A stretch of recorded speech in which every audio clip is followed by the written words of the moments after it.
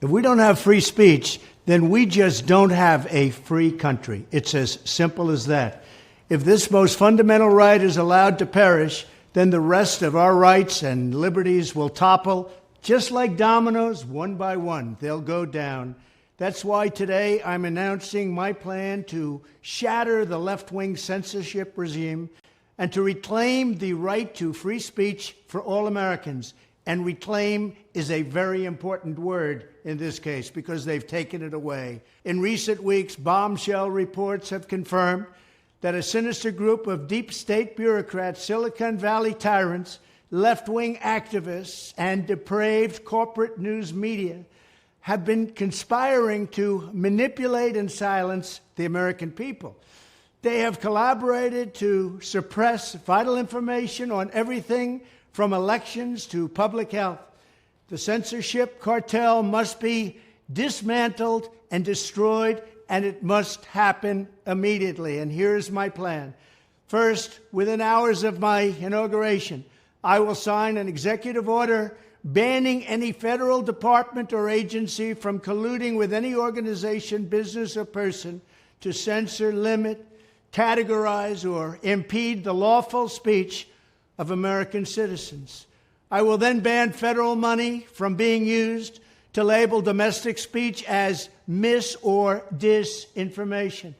And I will begin the process of identifying and firing every federal bureaucrat who has engaged in domestic censorship, directly or indirectly, whether they are the Department of Homeland Security, the Department of Health, Human Services, the FBI, the DOJ, no matter who they are. Second, I will order the Department of Justice to investigate all parties involved in the new online censorship regime, which is absolutely destructive and terrible, and to aggressively prosecute any and all crimes identified. These include possible violations of federal civil rights law, campaign finance laws, federal election law, securities law, and antitrust laws, the Hatch Act, and a host of other potential criminal, civil, regulatory, and constitutional offenses. To assist in these efforts, I am urging House Republicans to immediately send preservation letters, and we have to do this right now, to the Biden administration, the Biden campaign, and every Silicon Valley tech giant, ordering them not to destroy evidence of censorship. Third, upon my inauguration as president, I will ask Congress to send a bill to my desk revising Section 230 to get big online platforms out of censorship business. From now on, digital platforms should only qualify for immunity protection under Section 230 if they meet high standards of neutrality, transparency, fairness, and non-discrimination. We should require these platforms to increase their efforts to take down unlawful content such as child exploitation and promoting terrorism, while dramatically curtailing their power to arbitrarily restrict lawful speech. Fourth, we need to break up the entire toxic censorship industry that has arisen under the false guise of tackling so-called mis- and disinformation. The federal government should immediately stop funding all nonprofits and academic programs that support this authoritarian project. If any U.S. university is discovered to have engaged in censorship activities or election interferences in the past, such as flagging social media content for removal of blacklisting, those universities should lose federal research dollars and federal student loan support for a period of 5 years and maybe more. We should also enact new laws laying out clear criminal penalties for federal bureaucrats who partner with private entities to do an end run around the Constitution and deprive Americans of their First, Fourth, and Fifth Amendment rights. In other words, deprive them of their vote. And once you lose those elections, and once you lose your borders like we have, you no longer have a country.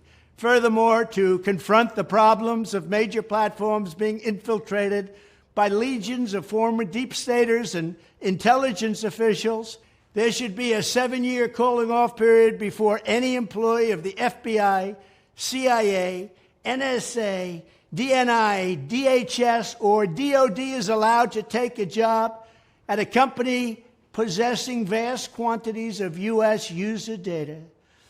Fifth, the time has finally come for Congress to pass a digital Bill of Rights. This should include a right to digital due process. In other words, government officials should need a court order to take down online content, not send information requests such as the FBI was sending to Twitter. Furthermore, when users of big online platforms have their content or accounts removed, throttled, shadow banned, or otherwise restricted, no matter what name they use, they should have the right to be informed that it's happening, the right to a specific explanation of the reason why, and the right to a timely appeal.